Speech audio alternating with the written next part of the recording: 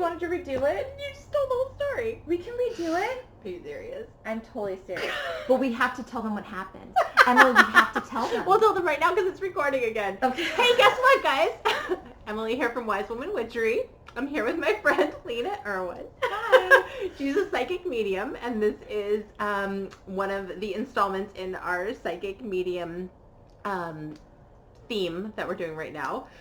So I just hit a button and, ended the recording. So, and since I don't know how to splice recordings together, we have to start over.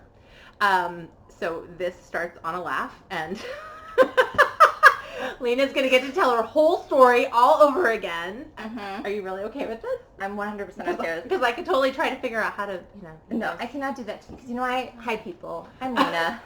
I know this is a bit more of a formal introduction, but here's the thing. Technology happens. It happens to the best of us. It's neither one of our fields, and the fact that Emily invited me to be a part of this, I get to connect with you all. That's so amazing. Life happens. Right. Yes. It's happening. Life's in session right now, and we're doing it. So thanks for joining us. I'm going to actually have you move this here. Okay. Just as a little bit higher. Okay, yeah. I don't know if it will actually make a difference because, again, this is not either of our fields. But we're going to give it a shot. With my hair. Hello. So, what you missed and what we're going to revisit now is Lena's story about how she came to be doing the work that she's doing right now as a psychic medium. Mm-hmm. So, hey everybody. My name is Lena. My pronouns are she, her. And I got into my work, basically what happened was my family has been very supportive since day one, specifically my parents. And so when I started off as a younger person, I don't know if you're familiar with reflexology. It's a study of the feet with corresponding parts of the bottoms of the feet that go to the rest of the body. And they had charts like these all over before I was born. And then so when I was about 3 and my mom was really sick, I somehow kind of knew, and I couldn't read at that point, but I kind of knew where certain points kind of went to help her feel better. And the next day, whatever happened kind of passed through her body, and she looked at my dad and she said, I think we have a healer on our hands. So when I talked to my parents at the age of 18, and they were so amazing, they saved up money for me to go to college, and I looked at them and said, I don't want to go to college, I want to go to massage school, and they were like, okay, let's do it. They were not mad about the homework, they were very happy about that. But it was one of those things where the first experience I had was around energy, and that experience of getting to physically touch people, but also kind of trusting where your body kind of naturally takes you when it comes to that work. And because like I was mentioning earlier, energy has always been something that's been a deeply part of my life. So, and I do have to point out the tree again because this tree is so beautiful outside Emily's office. It's a redwood tree, which is my favorite tree. People make fun of me because sometimes I get around trees and I cry because I love them, and you can just feel the richness of their energy and just the power and just how old they are and wise they are. And I just have always done that with trees and with plants and then you kind of go to animals and then humans, and you just kind of can feel things. So when we took this course in massage school on the chakras, and and again, I never really was conscious of it. I just kind of always understood energy, but I never really was able to articulate until when we did this one specific time in massage school, and we were working on somebody, and I was kind of hovering over her chest about that much, and I immediately became overcome with anxiety and grief and sadness, and I had to leave the room. And it is one of those things with massage school, you have a bunch of people who are always telling you to dip your grounding cord, so it was really awesome to have that support, because when the woman came out and she said, I'm so sorry, I thought you had felt my mastectomy scars. And I said, I wasn't even touching you. She said, really? Because it felt like you were kneading my chest and like pushing it around. And I said, no, I wasn't doing any of that. And it was really interesting, and the thing that I think is important to point out, which is I had a really intense energetic hangover, because that was my first time getting into someone's energy who I was not familiar with, like a family member or a friend or somebody, and being in their space in that way with the intention of energetic healing. And it was really intense, but it was also amazing. And And it was around that time that I had my first reading with a psychic medium by the name of Nancy Tonelli. She's no longer working anymore, but she's amazing. And the whole reading kind of cracked open my brain. So when I started my spiritual path at 18, this kind of was the next layer that I wasn't anticipating, where it was like, okay, let's have a reading. I'd never heard of that before. I tried it out. It was the best thing ever. And she said in the reading, you're supposed to be doing readings yourself one day here soon. And I said, oh, yeah, I don't think so. Just do massage. And then at 21, she said, okay, are you ready to start getting into readings? And I was just like, no, because my business at that point had kicked off. Mind you, I started off my business at the end of 2006, right before the recession. So it was one of those things to really point out where I had committed myself to massage. I did not want to change business. I just wanted to kind of go where I had studied and put a lot of money into. And so at the age of 23, I saw her again, and she said, guess what? And I said, what? She said, I'm going to mentor you. You're going to start doing readings. And she was really amazing with her teaching, because she was very hands-off with me. So basically, the first time I was there, she just sat me down. She said, I'm going to bring someone in, and you're going to do a reading for them. And I'm like, okay, let's see how this goes. And she was like, okay, cool. And it happened, and then the next time I went in, did another reading. Next time I went in, did another reading. And I did a total of 3 readings. And about, a little while later, I got 7 phone calls in one morning. I'll never forget that, because my people kept asking for readings. And I was thinking... Did you make appointments when they called? Yeah. I didn't know what to do. I was just like, okay, sure. And then when Nancy called a little while later, and she said, guess what? I'm retiring. And I said, I kind of figured, because people were booking appointments. She's like, oh, shoot, they got to you before I did. And I said, yeah. And she said, well, I'm giving you my business. And it's just one of those things where it's like, because we were talking about that too, where it's like a book of business is such a big deal, because it's not like she was somebody who had her business for a few years and was successful. She had been doing this for 20 years. So she had a pretty large book of business with people who love her and trust her and go to her with very intimate things. And she just was just like, here you go. And did she teach you the business aspect of running a business, or was it more just like, here's all my clients? Here's all my clients. Because the one thing she did specify, she just said, just make sure everything is all lined up, pay your taxes, all that stuff that I was already doing in a massage business. But she just said, like, keep your name above board. Because it feels, because obviously this work is still marginalized in a lot of ways. But as we know, with our fellow sisters and brothers as well in previous times, like, they lost their lives over doing work like this. So it's really important to keep that integrity and to keep everything above board. So she was very clear on that, and I respect that tremendously. So yeah, that's kind of how I got into this work, and I had never read a book on any of this stuff. I had never taken a class. I literally just did 3 readings, and I jumped right into it. So that's how I did this. Yeah. So when people, so I have to say this, it's so funny when I'm talking to people about intuition and kind of supporting them through their own process, and they're like, okay, and they have their notepads out, they're like, well, how do I do this, and how do I do that, and they're like, well, how did you do it? And I'm like, literally, I was tossed into the deep end of a pool, and it was sink or swim. And it was one of those things where, thankfully I was really curious about it, and I really enjoyed it, and thankfully there was the ability as well. It just kind of, it clicked in. And I didn't really have time to think about it, and I think that that's something that can happen for people, is they kind of get into their head about it, and this is not a head thing. Like, you got to lose the brain, the ego, everything in this work, and make it all about being of service and opening your heart to not only the people in front of you, but also, very importantly, the people who you're working with, whether guides, loved ones, who are past, all that stuff.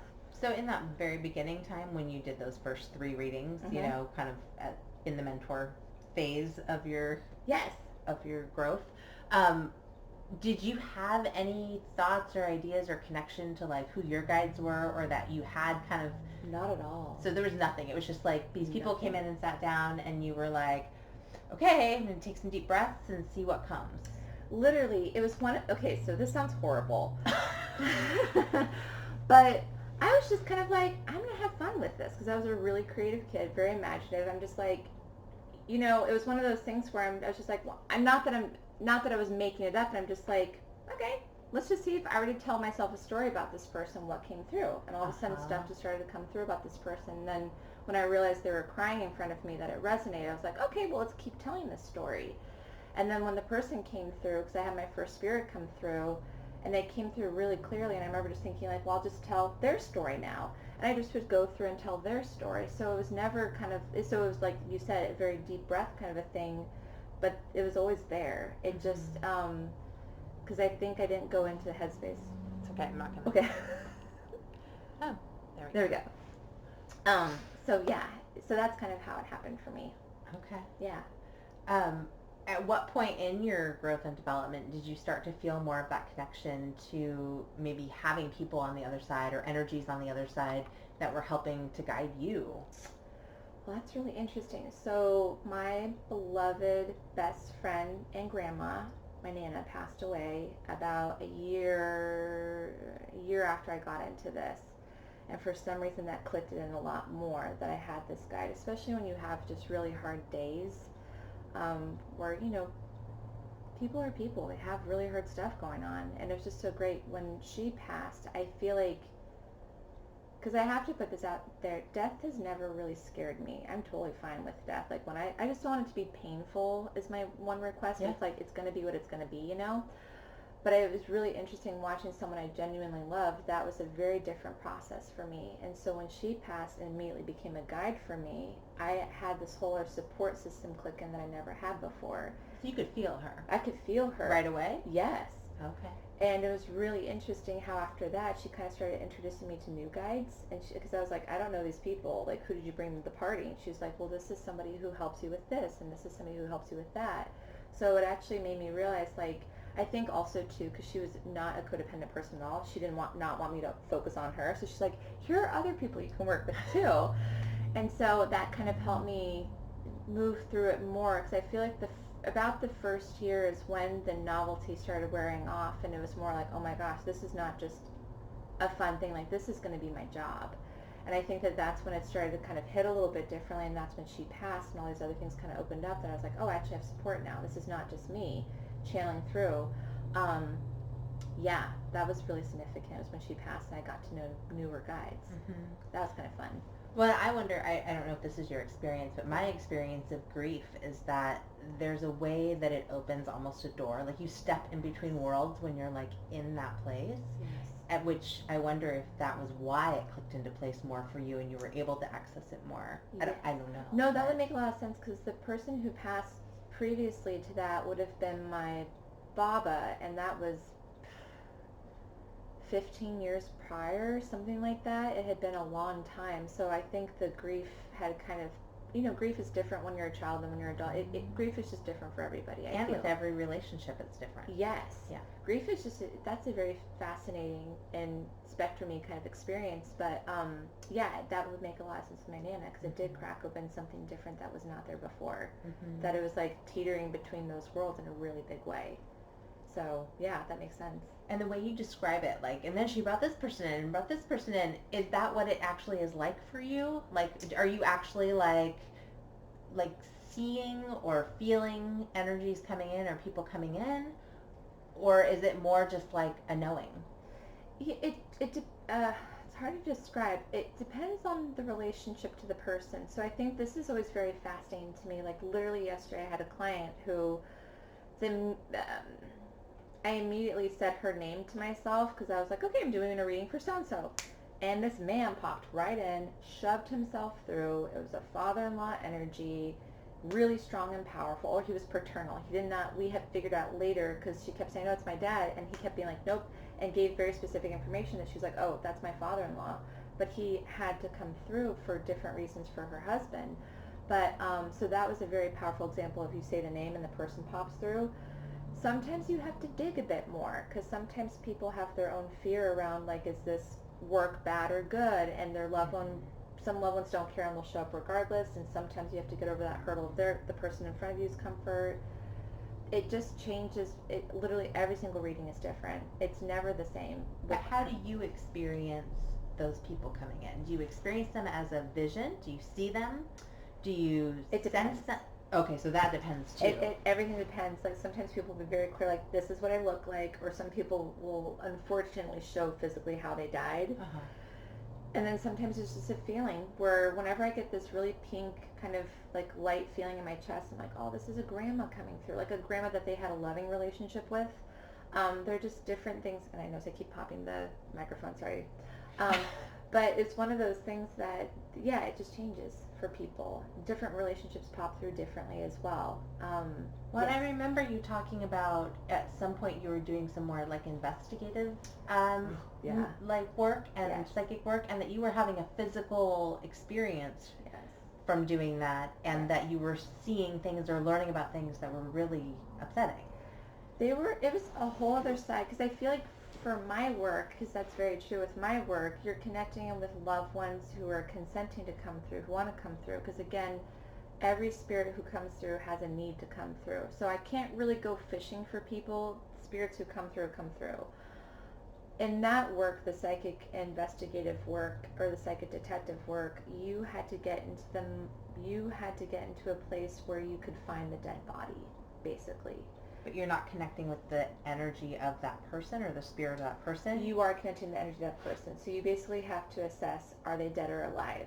And then you have to assess, where is your body? How does your body look? If it's dead, in what position it is. And it was just really hard to be in that space of dealing with the death process as opposed to the I already died, I'm okay process. It was, you're still in the active place of finding that person.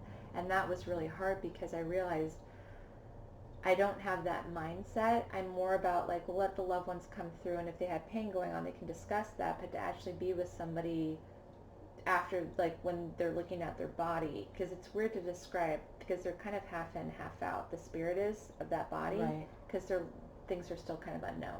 Right. And that was difficult. Well, I mean, I hope this isn't too personal, but I remember you talking about like feeling a lot of anxiety. That you were experiencing a lot of anxiety during that process. Yes. And I just wondered, do you feel like that was all yours, or do you feel like part of that was from these people you were trying to help? It was about 90% theirs. Yeah. And I think that was so hard, is that, you know how, because there is that desperation on their end of like, please find me so my family can know what happened, and then they can finally get the peace and closure they need. So then you suddenly have this pressure put on you of like, I have to find these people. And it was just really hard, because some people who are really good at that work, where they literally, they can tune out people's emotions, experience, and they just find the body. That's it. And for me, I'm just more worried about like, are they okay? Like, how's their you know what I mean? It was kind of hard. It's a different skill set. Yeah, I'm a marshmallow. I can't do that. Like, I can't. Well, everybody's got their thing. Yeah. Right? In any profession, there's going to be different, sects of that profession. Totally. And that's not your medicine. It's not at all. Yeah. No. And again, the thing that's really fascinating, I'm not afraid of death work. I actually enjoy is too strong of a word. Feel deeply honored to be with people when they pass. It's powerful. And to assist that. But murder's a different thing. Yeah. It's just hard, That's a hard one, for sure. Yeah. Yeah. Yeah. Well, and you're coming at it from a different angle. Yes. Sitting with someone in their process of letting go of their body is very different. Yes. Yeah. It's so, yeah. Well, I have a different thought on that, but we can talk about it at a different time. Something else. But yes. Okay. Yeah. It's just weird. I just have to point this out. I think it's kind of weird sometimes when, like, because I do identify as a death worker in the sense that, like, I am dealing with, like, people who've passed, or I'm dealing with people who are in the process of passing. Like, there's no part of my life that's about birth. It's about on the way out, where you're already there. And it's just really interesting how it's such a culturally taboo. Death is something we all experience. It's inevitable. No one's impervious to it, but yet grief is something that is not discussed in our culture, and death is something that is not celebrated. And I think that it has been something very fascinating to be with people who are about to lose a loved one to whatever they're going through in this life, to exit out, and to be with them and actually have, like, I think she'd be okay with me sharing this story. I'm not going to share names. But I had a friend who was about to lose her sister to cancer. Really young woman, and she was kind of half in and half out. Her sister was, and I said, well, let's do something. Let's connect in with your sister and just see what messages she has while she's still here, because she was not passing. And her sister came through with messages, and her sister, my friend, and her mom were able to like go out and do the things that their loved one needed, and she passed soon after that. Mm-hmm. So it is one of those things that you really can bring peace to people, so they don't have to do the what ifs when they pass. You can do the while they're still alive, and you feel like you're part of the process. Mm-hmm. So it is a deep honor to be a part of death, Mm-hmm. and what that looks like, because it happens to everybody, you know. And Yeah. why not do it with love and honor Totally. and dignity? Oh yeah. No, I totally agree. And I think we don't talk about it that much as a culture because, well, for a lot of reasons, but one of the biggest ones is that letting go of our egos is really hard, and we're a really egocentric culture.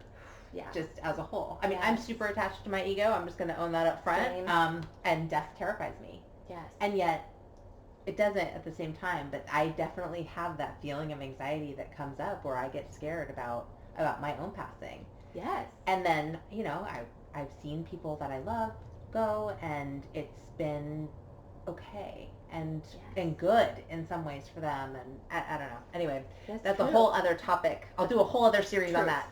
Yeah. That's true.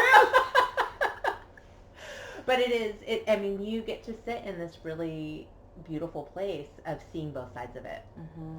And I think because so many of us don't see both sides of it, or don't open ourselves to that, it becomes scarier. The unknown is scary. Yeah, the total lack of control, and the fact that, because I think that that's something, we're a very fix-it culture too, where a lot of people are like, okay, and I think it is good sometimes that you try everything you can, but then sometimes you have to step back and go, okay, this person just needs to go. We just need to help them have pain medication, pain management, and just have them pass.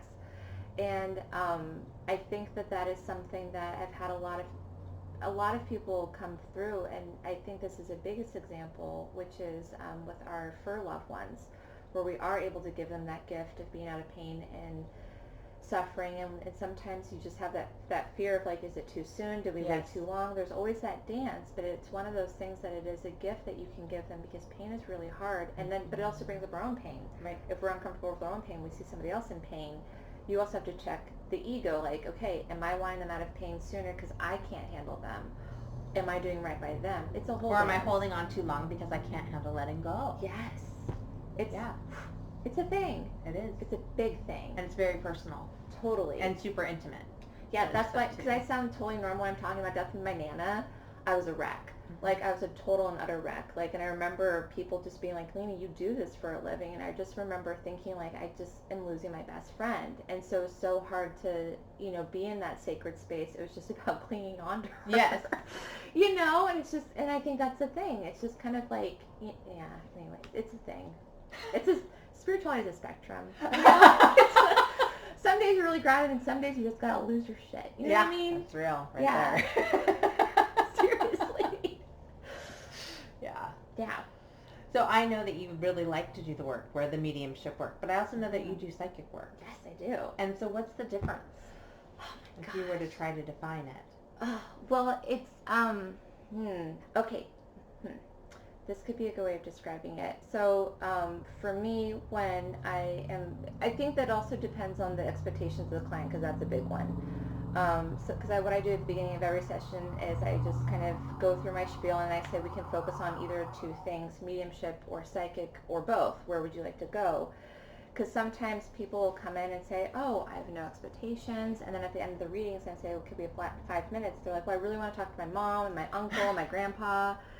And that's why I always like to kind of gauge their expectations ahead of time, because I do want to meet them where they're at. I don't want them to give me, feed me information. I just want them to let me know where they want to go so I can help them. But sometimes when I am about to do a session with somebody, usually if it's a psychic reading, people don't really pop in, so that can usually indicate to me what the session will be about. But physically, how I experience the difference between the two is, physically on my right side of my body, I will feel a spirit touch me or kind of nudge me or literally just get in my face, and I'm like, oh, that's a loved one who needs to come through. If it's psychic, it's more of me kind of reaching out to the person and getting into their energy. So they're two very different experiences. So one is more of like it comes to me, and the other one is I have to shoot out to the person, is usually how I feel it. And information psychically is very interpretive. the example I like to give is if I see somebody, if I'm watching them sitting in front of me and I'm seeing from their liver red balloons shoot out of their body, that means this is somebody who's really working on letting go of anger and resentment or something that their guides are trying to encourage them to do. If I physically see that first of all, I would not see that with somebody who has passed. I might see liver, which means that's how they died or had issues with, and I might see balloons, that'll be a symbol for them. The symbols are just different. One's more interpretive and one's very literal, and that's how you can kind of know too what you're working with. It just feels different. I don't know how to describe that. It just one feels very interpretive and one feels very literal. And so when you're working with someone psychically, yes. and let's say their guide shows up yes. to the party, yes. and do you experience that as a spirit coming in, or do you experience that as something different? I don't actually connect into people's guides. Oh, you don't? Okay. It's weird because what I do is I tune into it's weird. It's kind of like a bubble collective, I guess you could say. I just tune into energy, and I just trust it's their guides. Unless someone steps forward and says, I am so-and-so's loved one, or I'm a specific guide that works with them, it's just a clump of beings, and they just kind of guide me where I need to go with that person's energy. So I actually don't connect in with guides. That's not my area of expertise, but that is something I tune into, but it's not like a specific thing. Mm-hmm. Loved ones are very specific, and I think they make it clear to me who's a loved one and who's kind of a cluster of guides, so I know when someone does step forward and they're very clear about it, it's a loved one who passed. Okay. Yes. And I remember at some point, so the other thing I should tell y'all is that I've actually done work with Lena as far as taking classes, and I studied under her for a while. And I remember in one of the classes that we were doing, we were with a group of other women, and you were talking about being able to identify medical stuff for people. Yes. And that's something that just happens for you. Yes. Does that happen in the same way as more of the psychic realm, or does it feel more connected to loved ones coming in and giving you a message, or is it totally different than both of those? It's separate. It's really interesting because it's so hard to describe this feeling of psychic versus mediumship, because loved ones psychic tends to be very neutral. So I'll move into the person's energy and I'll be like, something's kind of up with their ascending transverse colon, like that little pocket area of like something. It feels kind of dry. It feels kind of like there might be some energy there that's really stuck, and so I'll feel it more psychically. A loved one will come through and they'll say, get your colon checked. They'll be very blunt. And what's interesting is because whenever I do psychic work, I'm always very clear, bottom line, I'm always clear, like, go talk to a doctor. I'm not a professional with everything, therapy, medical, legal, whatever. But with psychics, it's a little bit more vague, more just kind of like, hey, check it out. This is what I'm feeling. This is how I'm describing it. But loved ones will come through and they'll say, I had this one woman come in recently, or a mother come in for her daughter. And she said, you've scheduled an appointment to get blood work done 3 months in a row, and you have not gone. You better go. And my client was just like, okay, I needed that because she's afraid of needles. And her mom just came through and she said, you know how I died. You need to get your blood work checked out. And I was just kind of, and it's weird because like loved ones are really blunt. They just, even no matter how loving they are, they don't waste a thought. So if someone comes through, they're not like, so we have to talk about something hard with you. They're just like, I can't waste words. Bam. And so they'll deliver information, where psychic is a little bit more softened because I soften it, because that's my personality, but loved ones are just, they go right in there. But that's how I experience psychic medical aspects, would just be visions, and I'll feel it. I don't feel it in my body, but I can just kind of, it's almost like an x-ray, I guess you could say. I look at their body and I could just see energy, like something's off there. And different medical issues look like different things to me, and there have been not a lot of times, but enough times where people have been able to kind of get things ahead of time before it became into something big, because their guides really made it a priority to have them discuss that. So I have studied medical intuition under Tina Zion, and she's amazing, but am not a medical intuitive. It's not what I do exclusively, so I don't have it dialed in and tuned in. I really rely on guides and loved ones to guide me through that, but it's not my area of expertise. So that's why I kind of get a little, because with medical too, it's so so hard when you see somebody who is so vibrant and has so much vitality, but they have cancer. And I would never pick up on it because spiritually they are well, physically they are well, but they happen to be going through something. That usually means they're not identifying with it. And whether it's denial or they just don't identify with it, then it's weird. You have to really feel something, identify with it in order for it to become a thing physically for me, I guess you could say. So yeah, that's how I usually experience it. It's just more, I don't know, psychically, mediumship wise, are just different. Yeah. Interesting. So you had mentioned something before on our deleted video that we will not mention. But you had mentioned something before that I think is worth mentioning again, and that is about the responsibility aspect. Oh yeah. Because you just said a few minutes ago about how you put off if somebody this is not legal, this is not medical, this is not therapy, this is not any of those things. This is just information. It's information. But if you need help with any of those things, you need to go elsewhere. Yes. And you were saying in the beginning, when you first started out, you didn't really get the responsibility of what people were coming to you for. Can you talk a little about that? Totally. So I had this, and I remember this very vividly because up until this point, I wouldn't say my readings were like light and fluffy and cute because it's emotions and it's really, layered. But I had this one person come in and he was experiencing some really difficult stuff and I would use the word desperation. There was just I'm lost and I need help. And it was the first time I felt responsibility around how do I care for this person because I'm just bringing information through. How do I work with this? And this is again within the first year that I started. So I was still young. I didn't have wisdom. I didn't have experience around anything deeper beyond what I know. And that was something that really I had to get into a place of more empathy and compassion without taking things on, because at the end of the day, if someone's going through grief and they have a session with me, I'm with them during that, but once they leave, I don't experience that anymore. And so I always try to make it so that they have some kind of tools or support in some way energetically. I also do refer out quite a bit, especially because I had this one woman. Sorry, is it okay that I keep mentioning stories? That's fine. Okay. I think it's great. I think it's how people, well, and so I'm going to speak for all y'all out there, but I feel like that's how we relate to each other is through story. Yeah, well, it's been done for millennia. Okay. Right, yeah, I mean, it's like the thing. That's the evolutionary thing. Because it's, for me, let's see, sorry, that's the microphone. There we go. So I had this, now I have to remember my story, darn it. What was it? Okay, let me sit with it for a quick second here. Is this about the referring out? Thank you, yes. See, in my job, I have to remember what people just said. She passed the test.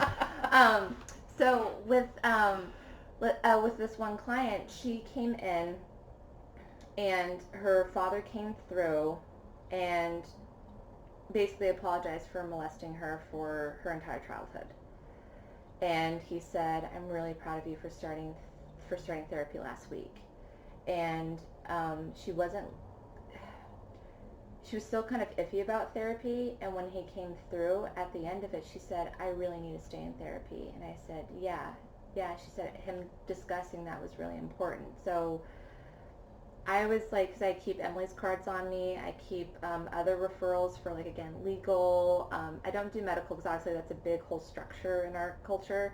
But financial, like, I have referrals because it is so important that people have support. And if they really need support to get through things that are really tough, you need support sometimes. Because, again, I think a lot of times people feel lighter after a session and they're like, hey, do you have that number still? I'm like, yeah, here you go. Because I can only do what my scope of knowledge is, and it's not a lot. So that's, yeah. Well, you get to bring information, right? Which is different than necessarily helping guide somebody on a path. I mean, information can guide someone on a path. Yes. But it's different. Yes. And I do like to point that out because you used the most important word, which is everyone, and I always like to say, do it your own way. For me, intuition is simply just information. It's not good or bad or right or wrong. It's information. It's how you interpret it that can guide it in a certain direction. But because sometimes people will discuss, like, oh my gosh, I had this thought come to me and I felt anxious. And I said, did the thought make you anxious? And they said, well, no, just the fact that it came to me made me feel like there's power around that. Because again, with intuition, you can feel like some power around it. And if you just basically boil it down to information and not put an interpretation on it quite yet, it can help you navigate that more easily. So again, when information comes through, people will take it how they take it, and I think that that's always important to make sure that I have resources with, if the information hits them a certain way where they need support, they have that. Because sometimes things will come through that I think are really light and easy, and they're like, I need to go to therapy.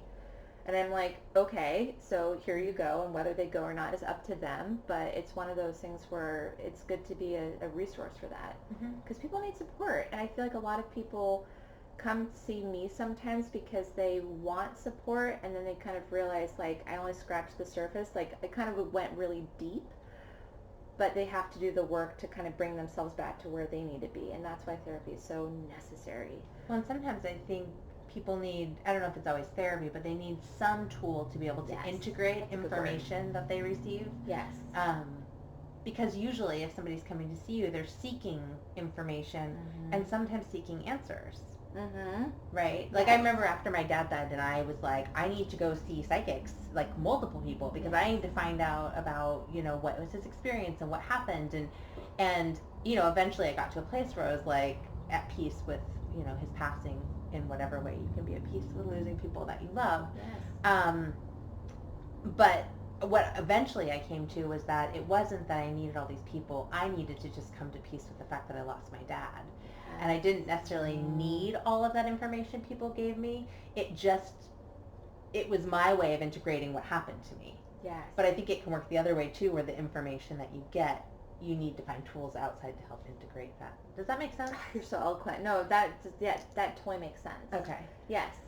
Because I think that is something, because there are people that do hop around from psychic to psychic, medium to medium, and I think that it's exactly describing that experience of sometimes it's kind of like, sometimes what we need to experience, sometimes we have to wait for it to come to us, and sometimes we get it outside of us, but it's one of those things where, you know, it's a thing. Yeah. Yeah.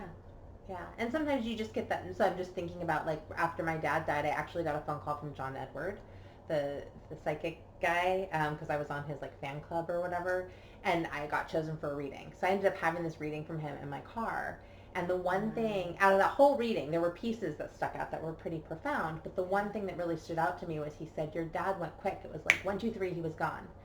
And that was the only piece of information out of that entire thing that I needed to be able to just, I was so relieved and, like, crying, and I was able to begin to process my grief in a new way, like come to the next level of it. And I think sometimes we're just searching for that one thing, that one piece of information. We might not even know what it is. Yes. And because you can access things in a way that not all of us are tuned in to be able to access, you know, there can be this, like, oh, you have all my answers, right? That freaks me out. I know. Well, I can see why, right? Because you do have information, but you don't necessarily have all the answers. Like, you're not. I love you, by the way. Yes. But I don't put you on a pedestal, right? Yes. Yes, thankfully. You know? But I think there's a danger in that, because you can be seen as holding, oh, you have all this stuff that I don't have.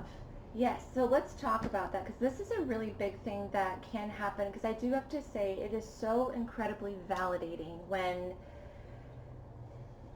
you tune into information and the information resonates and it helps somebody, and you're just like, thank you, I'm so grateful that I get to do this, and you just feel so honored to be a part of it. But if you're not careful with it and people come back and almost kind of look at you in this pedestal goddess kind of a way, it can mess with your head. And it was something that Nancy was very clear on from the beginning, and I love Nancy, she's so fabulous. As she just said, remember, it's never about you, it's through you. You are the hollow vessel. And it was one of those things, so whether I get good feedback or criticism or whatever comes my way, she says it's not about you. It's just about either how you interpreted it or whatever, but it's not yours to keep, good or bad. And that was really helpful, because that allowed me to kind of be neutral about my readings, but also it feels like, too, a lot of people, I think in this realm, a lot of people like to be unique. And a lot of people like to be like, okay, I need to create a new edge, or I need to create a new way of doing things. I want to have a TV show. I want to have this that makes me unique. And for me, I kind of don't want any of that. I just love people, and I love talking with people, and I love the challenge of understanding the complexity of relationships. Like, emotions and feelings are my favorite thing in the whole world, which is why. Too. Hello. Yes. But like, seriously, high five to that, because like, emotions are so necessary, and it feels like it's something. Do you want me to do the thing? Oh. Okay. The screen went dark. But it was one of those things where, you know, it just is so beautiful to connect with somebody, and that deep honor of like just being with them, whether it's psychic in a psychic way, an intuitive way.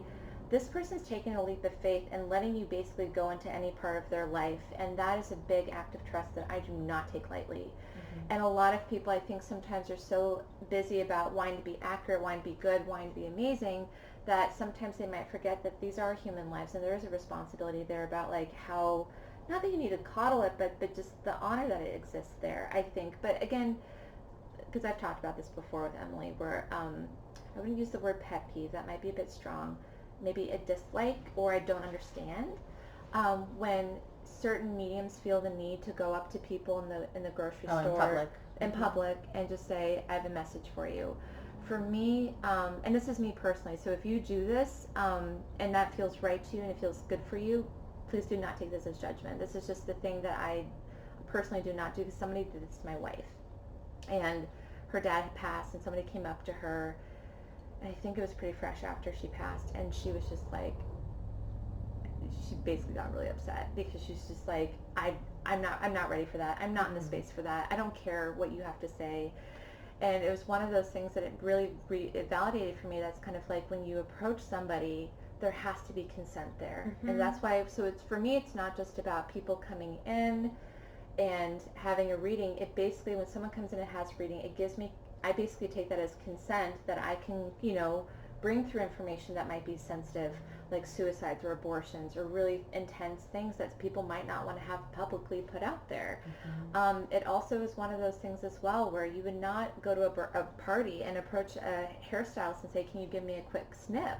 You would go to their station. So for me, it really is important to keep a level of integrity, again, out of honor for the lineage of our brothers and sisters who were killed for doing this work, and keeping it above board is really important to me. It just gets me a bit emotional, because it's like, you just think about people who not desperately, that's not the right word, who really want, who are so gifted and who want to share that gift, and maybe don't have the platform and the safety of what I got, which was, I got a book of business at a young age.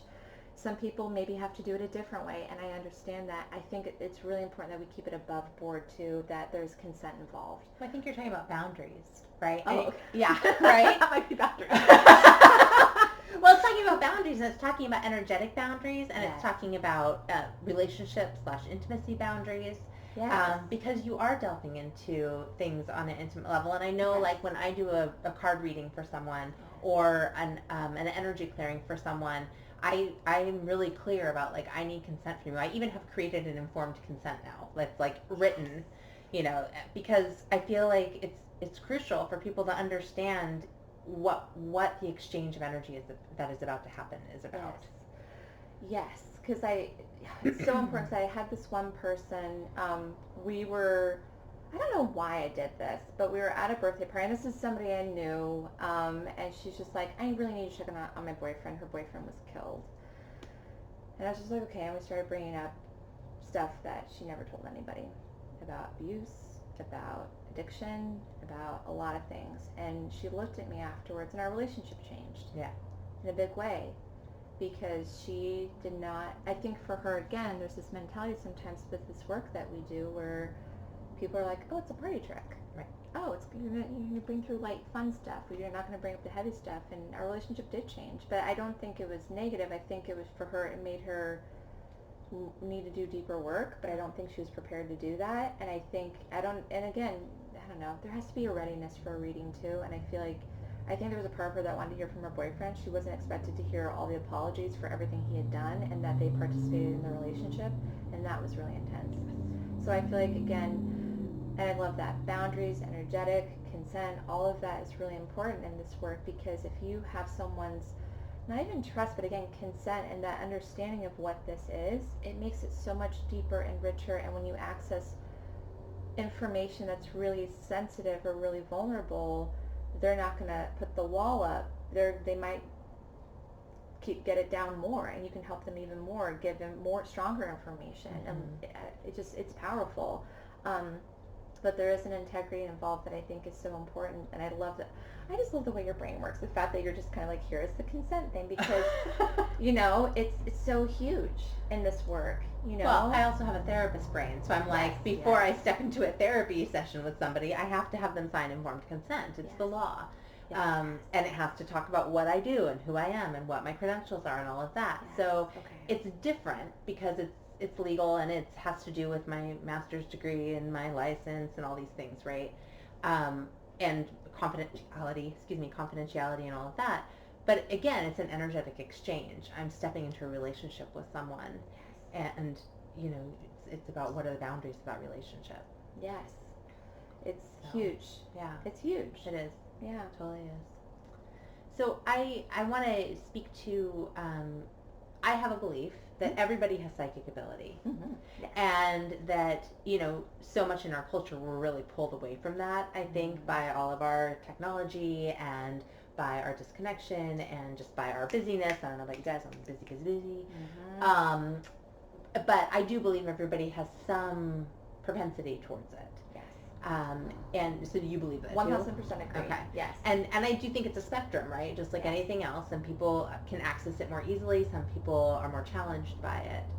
Yes. But if you were to tell someone or give somebody an exercise or idea or something about something they could do to maybe play with that or strengthen that skill, do you have like a... Well, let's discuss the spectrum. Okay. Because I think this is totally a thing. And for me, it can go into... So again, I like to say this is just the way I like to do it, but do your own way. There are different... I think there... So some people like... Because you can never stop deepening your ability. So it's one of those things where you are seriously one of the most intuitive people I know. And there are still layers that can go... Are you talking to me? Talking to you. Oh. Yes!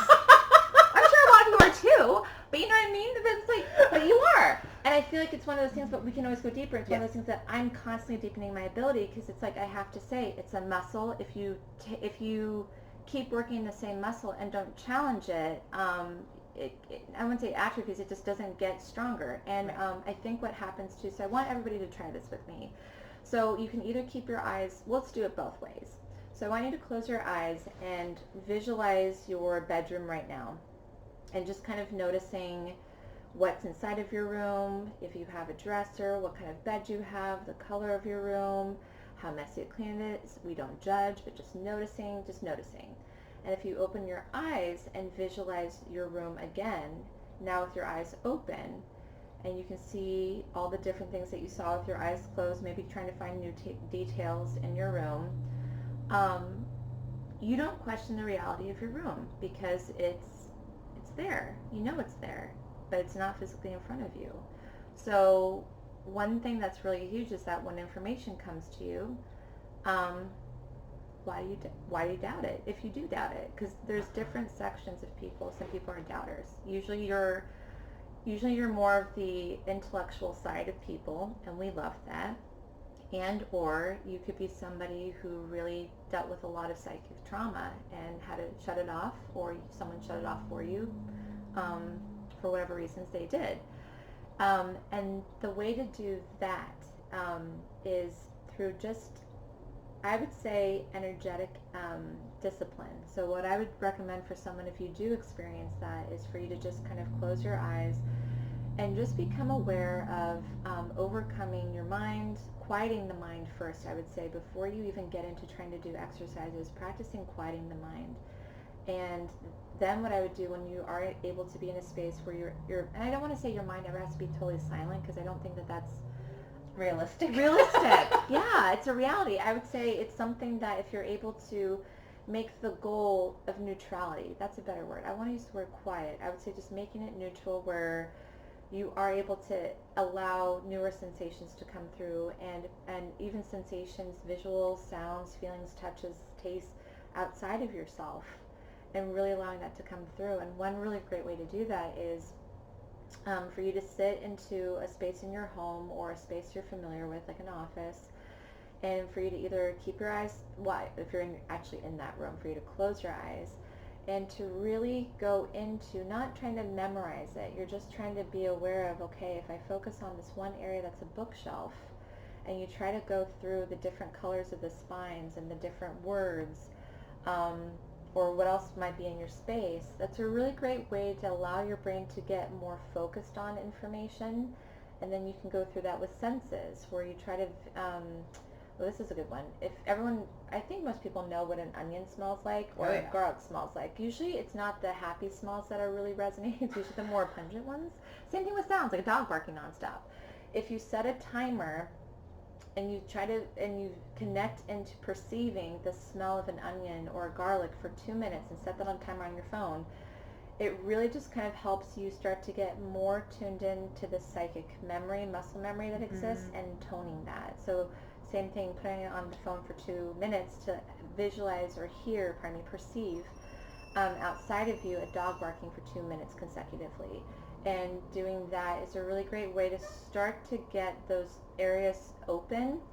And I would also say too, for people who can experience that as well, is how do I phrase this?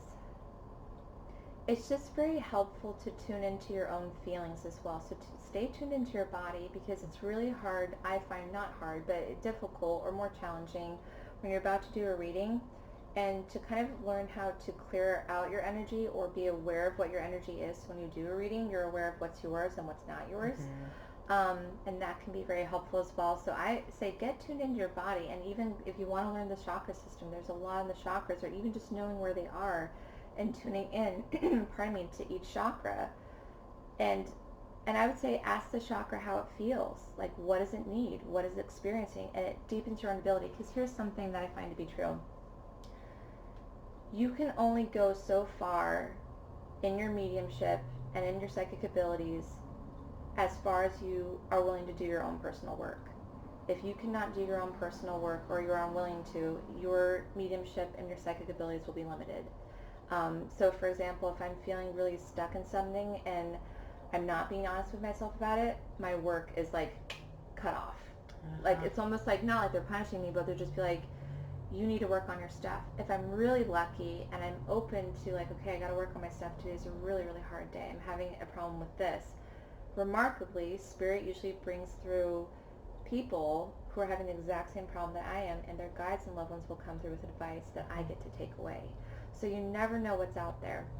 So for people who are like Emily, who, I don't want to make it like separation, but like you are more advanced. So I would say more practice. More practice. Oh, that's a good word, because I think I have dedicated a lot of time and energy into working on my own psychic skills. Yes. And classes and books and practice and So scratch what I said, because Emily's articulate, and I did not mean to create like a separation, but I did, and thank you, Emily, for phrasing that, because I think it is literally the difference. I don't think anyone is more intuitive than I am. I just do it 20 hours a week, 4 weeks a month, and then you times that by however many years I've been doing this. I think I calculated I've done over 6,000 readings. Oh my gosh. Yes. So you know how to do something after a while, and the thing about this is it's never the same. Yeah. Every single reading is different, so you constantly are having to find weak spots and strengthening those weak spots. And I think that that's kind of why, for me, again, it's not that I'm better or whatever than anyone else. I just practice a lot, and I'm disciplined about it.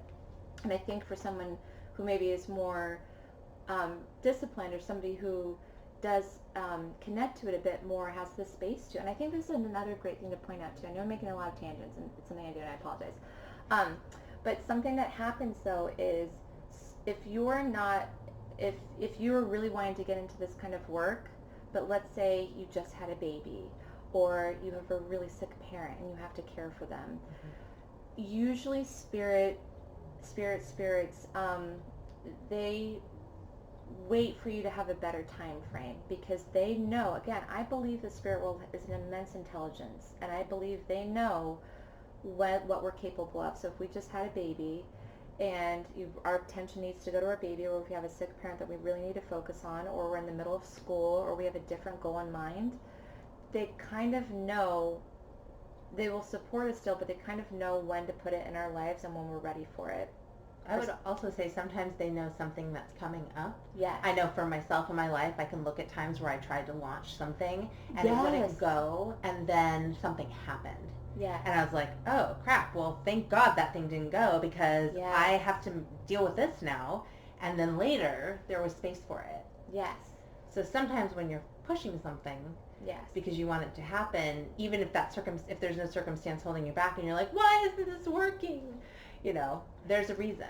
Yes. Yeah. And it's something that's really, and I think that's a good lesson overall, is if you try to move into something and you kind of get like a kickback, or you lose interest, or there's something that kind of happens, pay attention to that. And if you want to keep going with it, but if you keep going with it and there's a pushback there, you have to check yourself and ask yourself, why am I wanting to do this?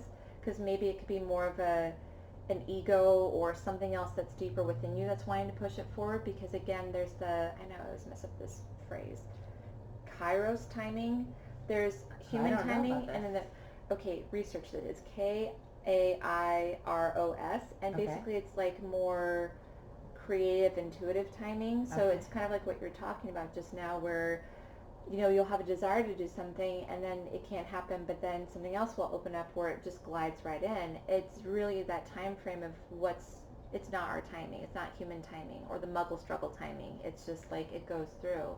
So that is something to pay attention to as well, because I know sometimes and I've really wanted something to happen, usually it's my ego's like, well, I'm ready for it, like I want it to happen, and they're like, well, maybe you're not, and that's okay too. So I always have to check.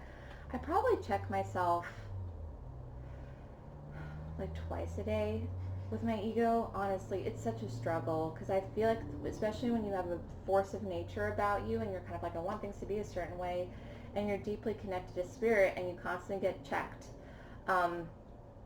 It's a real relationship being with spirits. You all know this. It's a thing where you just like, you're tuned into yourself and you think you're super self-aware, and then they kind of give you an opportunity to grow, and you're grateful for the opportunity, but you're like, oh my gosh. You're humbled. Yeah. Oh, so humbled. It throws off your plans. But again, what are plans?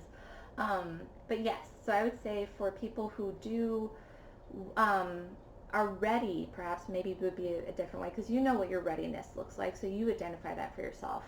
So I would say for somebody who's more into doing that is to, let's do it right now. So if you were to ask somebody to sit in front of you, so I don't know, can they replay this? Yeah. Okay, Oh, yeah. So if you want to replay this, and having somebody sit in front of you who's alive and consenting to a reading, and it's usually better if it's somebody you don't know. That way you are not getting fed, I call it analytical overlay, where you're not getting fed information that you kind of already know. You're getting new information. You can really kind of play with the trusting of that, and having somebody you don't know sitting in front of you.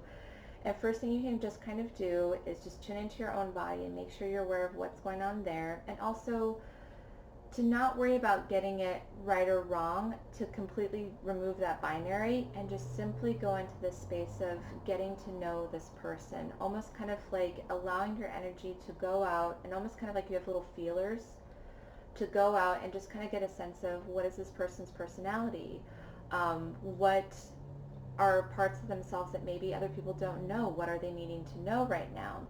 And you'll either get a sense of guides, or you might get a sense of a loved one, and you can kind of go from there.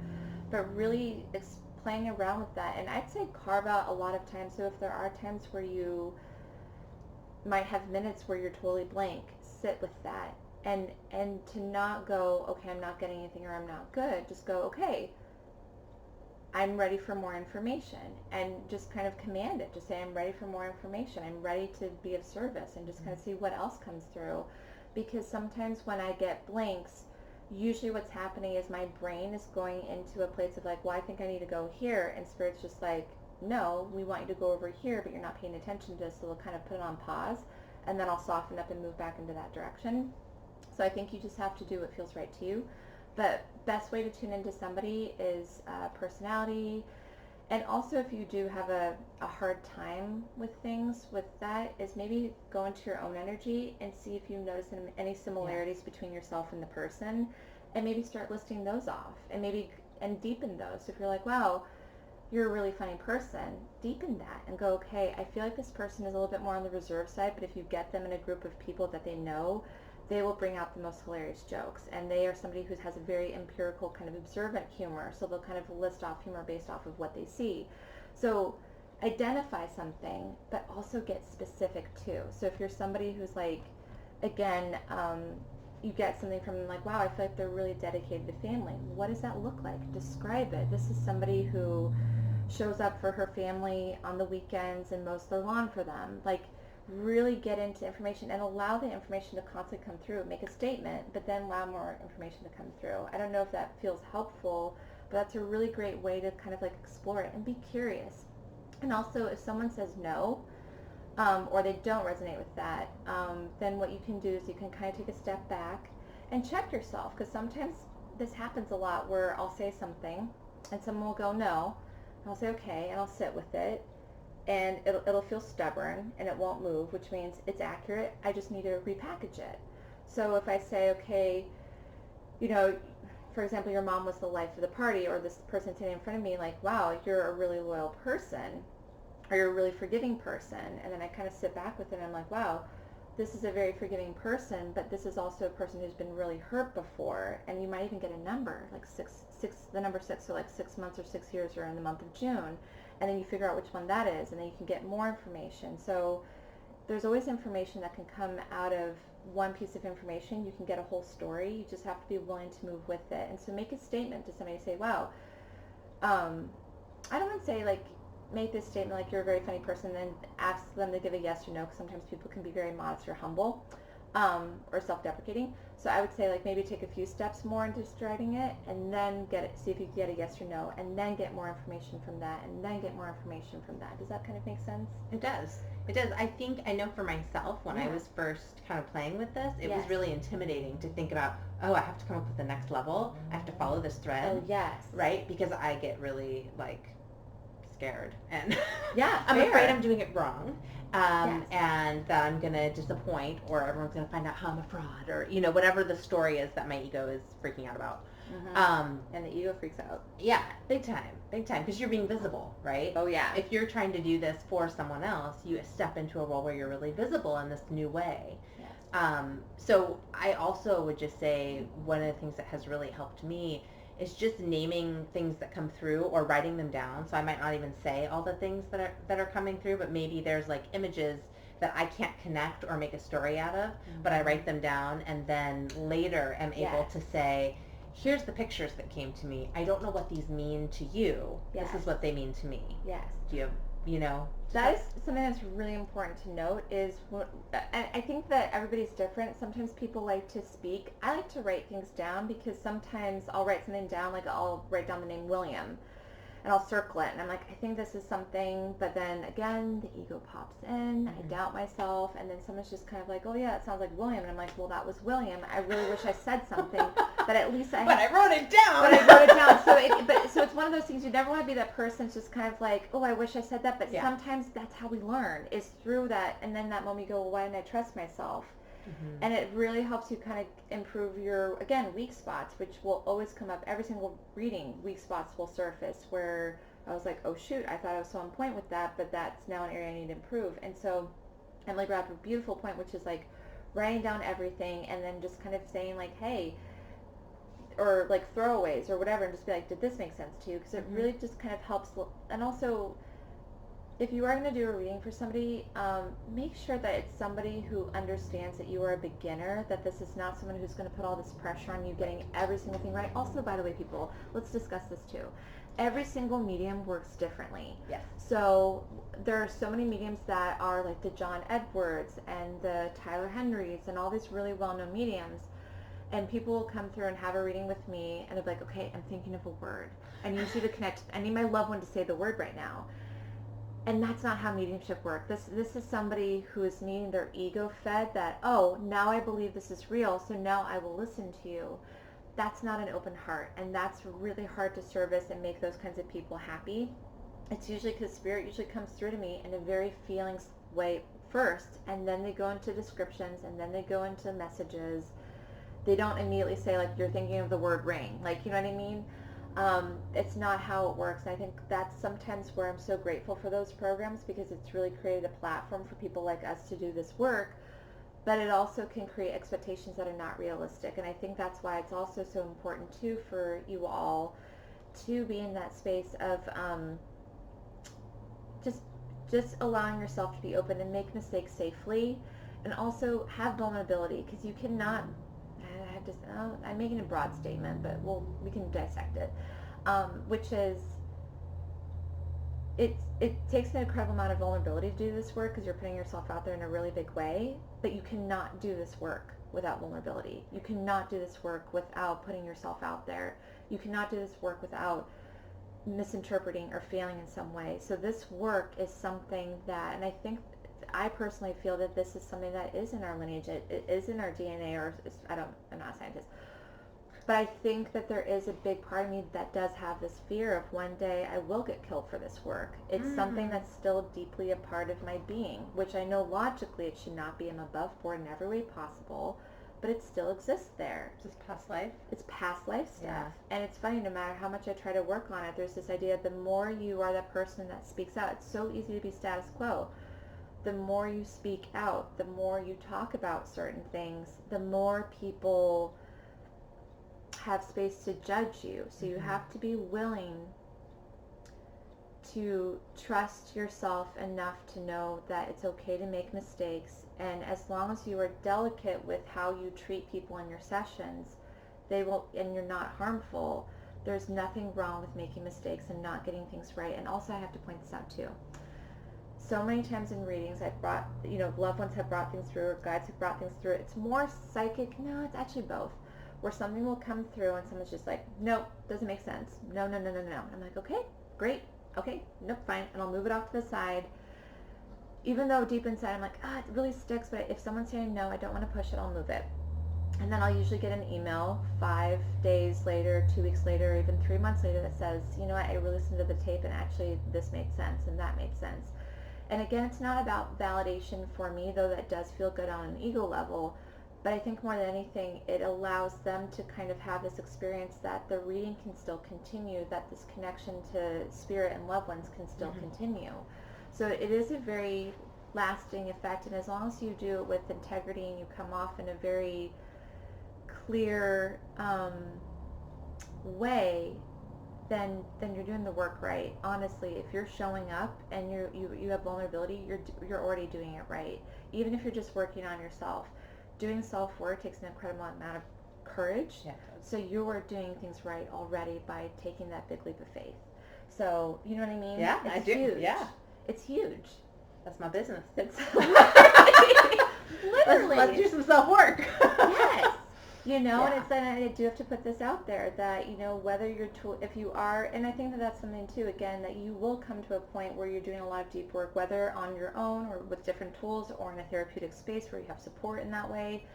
But you will come a point where you need something deeper, and that, because usually you can feel it, and then that's when you can kind of, a new mentor will show up, or a new book that you've been wanting to read, or that will kind of surface, or a new technique will come out. So it always stay curious too, because there's never one way of doing it, and more importantly, do it your way. So if someone, one last thing.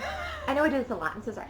Okay, so the thing that's really, because I did this one class with John Holland, it was the first class I ever did, so I've been a medium for 4 years, and this was the first class I did, and it blew my mind. It was like being at Hogwarts, being around people who are just like me, and owning people who are just like me. It was so amazing. I like that guy. Yes, he's lovely. He's such a dad, by the way. He's the kind of guy that you're just like, you feel so safe and comfortable with. He's such a dad. And it was funny because we did something called double linking, where we had someone in front of us, and then I would link into link into a spirit, and then my partner would link into the same exact spirit. And what happened is what I got was completely different, accurate, but completely different than what my partner got, which was completely accurate, but completely different. So just because if someone says to you, I've been to this person before and had a reading, you never know what your particular gifts are, your particular experience, that why this person came to you and why the spirits, the loved ones come to you, because they know that you'll be good at one thing. So I don't know why this is such a thing, but a lot of people experiencing addiction seem to really love my work, like, past people especially. I had this one woman come through into a reading. She was alive, is alive, and her father came through. She saw John Edwards. He did not come through. Someone else came through for her for John Edwards. She saw a few other world-class mediums. And this her father came through, little on me, and I didn't know any of this. I was just doing a reading. I'm like, oh yeah, your dad came through. He keeps saying he had really bad alcohol issues going on, and we're just talking about all that stuff. And she said he's never come through anyone before, and I've been waiting to hear from him for 15 years. And he told me at the end, because he's kind of, again, he was a very crotchety kind of guy, kind of, and for some reason, people like that seem to really like me. I don't know why. What that says about me, who knows? But he's hung around at the end after she left, which usually they leave with the person. He just said, I don't like a lot of people, but I like you. If she comes back, I will come back. And I was just like, okay, cool. And I remember thinking that after that, like, I have a lot of people who've died by, again, suicide, drug addictions, really things that are kind of taboo. And those people, for some reason, seem okay coming through to me. And I think that that's because, I don't know why that is, honestly, but it is something that I do believe everyone has their own medicine. And everyone deserves a reading. I actually did a reading, and this is something I don't talk about very often. This gentleman came alive, and he came in, and I was like, something's not sitting right with this guy. Like, he's done some really bad stuff. And I was like, oof, okay, Lena, not your job to judge. Turns out he was a Nazi and had that kind of mentality. And it was a really big stretch for me, because I'm like, his father came through, people he really loved, and made me realize this is somebody who's lost people who loves him. And what I think of different beliefs that people have, or different sentiments, or different whatever people have, my goal is to connect this person to somebody that they love. So I've had a lot of people come through in sessions that's really made me grow in regards to judgment, which has made me grow in regards to what's good and what's bad, and how do I identify that, if that makes sense. So it's something that I've really had to get out of the way. And literally, like Nancy said at the very beginning of me doing all this, she said, it's not about you, get out of the way. And that's the bottom line of it.